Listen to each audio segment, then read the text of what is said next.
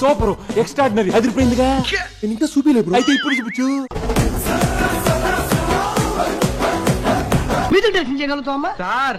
Music చంపేస్తాను sir. పాత పాటలు ఉన్నాయి కదా, వాటిని రీమిక్స్ చేస్తాను సార్.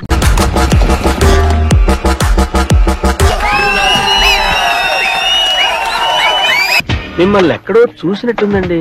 కంగారెంతురా చెప్తాను కదా. రేయ్ దీని ఒరిజినల్ బాండ్రా. ఏ చిలిపి కళ్ళలోన కలవు, ఏ చిగురు గుండెలోన లయవు.